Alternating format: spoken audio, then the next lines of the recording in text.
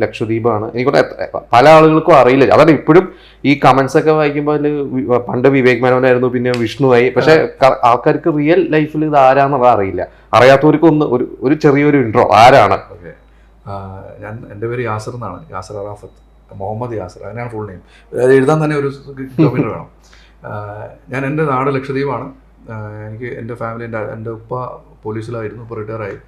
കലാകാരനാണ്, എഴുതും, പാടും, വായിക്കും, അഭിനയിക്കും, എല്ലാം ഉണ്ട്. പുള്ളി പഠിക്കുമ്പോൾ പുള്ളി ബെസ്റ്റ് ആക്ട്രസ് ഒക്കെ ആയിട്ടുണ്ട് അന്ന്. കാരണം അവിടെ അന്ന് ഫീമെയിൽ ആർട്ടിസ്റ്റ് ഒന്നും കിട്ടത്തില്ല. അപ്പം മെയിൽ തന്നെ. ഇവിടെ അങ്ങനെയായിരുന്നില്ല, കേരളത്തിലൊക്കെ പണ്ട്.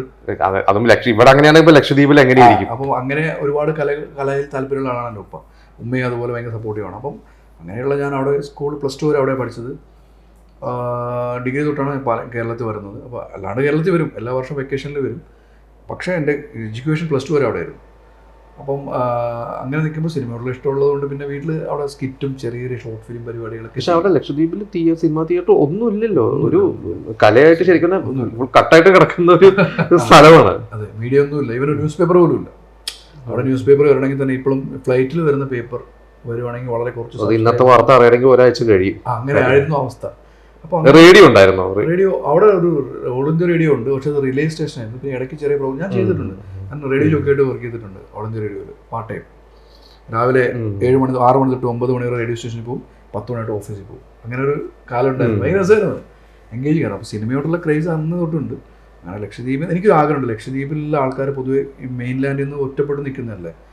ഇപ്പം കേരളത്തിൽ നിന്ന് ഏറ്റവും അടുത്തുള്ള കര കേരളമാണ്. കേരളത്തിൽ നിന്ന് 100-500 കിലോമീറ്റർ ദൂരമാണ്.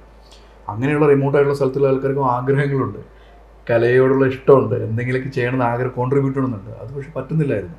പിന്നെ ചിലപ്പോൾ പറ്റാത്തതും സാഹചര്യമാകും. പക്ഷേ എൻ്റെ സാഹചര്യം അങ്ങനെയായിട്ട് കൂടിയും എൻ്റെ നല്ലൊരു ഫാമിലി ഉള്ളതുകൊണ്ട്, എൻ്റെ ഉപ്പ പോലത്തെ ഒരു മനുഷ്യനുള്ളതുകൊണ്ട് എന്നെ നീ ചെയ്തോ എന്നുള്ളൊരു സപ്പോർട്ട് തന്നുകൊണ്ട് ഞാൻ എഫേർട്ട് എടുക്കാൻ തീരുമാനിച്ചു, റിസ്ക് എടുത്തു. അങ്ങനെ +2 കേട്ട് ഡിഗ്രി പാലക്കാട് ചിറ്റൂർ കോളേജിൽ മ്യൂസിക് പഠിക്കാൻ വന്നു. സിനിമയ്ക്ക് വേണ്ടി അഭിനയിക്കാൻ വേണ്ടി. വേറെ ഡയറക്ഷൻ ഒന്നും അല്ല പഠിച്ചത്, മ്യൂസിക് ആണ് പഠിച്ചത്. ഞാൻ വിചാരിച്ചു ഓക്കെ സിനിമയിൽ പാട്ടൊക്കെ ഉണ്ടല്ലോ, മ്യൂസിക്കൊക്കെ, അപ്പോൾ ചിലപ്പോൾ അവിടെ പോയിട്ട് എന്തെങ്കിലും നടന്നാലെന്ന് വിചാരിച്ച് പോയത്. പക്ഷേ അത് കുറച്ച് ടഫായിരുന്നു. കാരണം ബേസിക് ഒന്നുമില്ലാണ് ഞാൻ മ്യൂസിക് പഠിക്കാൻ പോയത്. ലക്ഷദ്വീപിലുള്ള ആൾക്കാർക്ക് എഡ്യൂക്കേഷനിൽ ഈ സീറ്റ് അലോട്ട്മെന്റ് ഉണ്ട്. ഈ ലക്ഷദ്വീപിലെ ജനതയ്ക്ക് ഉണ്ടല്ലോ, ഇന്ത്യയിൽ മൊത്തം സീറ്റ് അലോട്ട്മെന്റ് എല്ലാ സ്ഥലത്തും ഹയർ എഡ്യൂക്കേഷനുണ്ട്. അപ്പോൾ എനിക്ക് അവിടെ സീറ്റ് ഉണ്ടായിരുന്നു. ഞാൻ ആപ്റ്റിറ്റ്യൂഡ് ടെസ്റ്റിന് പോയപ്പം പാടാൻ ഇഷ്ടമുള്ളത് കൊണ്ട് ഏതൊക്കെ പാടാൻ പറഞ്ഞ് പാടി സീറ്റ് കിട്ടി. പഠിക്കാൻ പോയപ്പോഴാണ് മനസ്സിലായത് മൊത്തം basic classical, pure classical, school level തൊട്ട് പഠിച്ചിട്ട് വന്ന ആൾക്കാർക്ക് ഡിഗ്രി അങ്ങനെയാണല്ലോ. ഞാൻ കുറേ കഷ്ടപ്പെട്ടു. പിന്നെ എൻ്റെ സ്വന്തം തീരുമാനമായതുകൊണ്ട് ഞാൻ എന്നെ തന്നെ ചീത്ത വിളിച്ചു. എന്നിട്ട് ഞാൻ അവിടെ സ്റ്റിക്ക് ഔട്ട് ചെയ്യണം. എനിക്ക് സിനിമയിൽ അഭിനയിക്കണം, മനസ്സിലായി.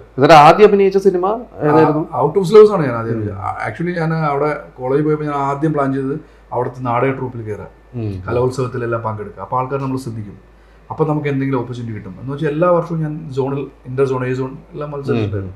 അങ്ങനെ ഫൈനൽ ഇയർ ആയപ്പം സോണലിൽ എനിക്ക് ബെസ്റ്റ് ആക്ടർ കിട്ടി. അത് എനിക്ക് ഇന്നും അറിയില്ല എങ്ങനെയാണെന്നുള്ളത്. അത് കോമഡിയായിരുന്നു. റിസൾട്ട് വന്നപ്പോൾ ഞാൻ ഞെട്ടി. അവർക്ക് തോന്നി കിട്ടി. അത് കഴിഞ്ഞിട്ടാണ് എന്നെ ഔട്ട് ഓഫ് സിലബസിൽ കാസ്റ്റ് ചെയ്യുന്നത്.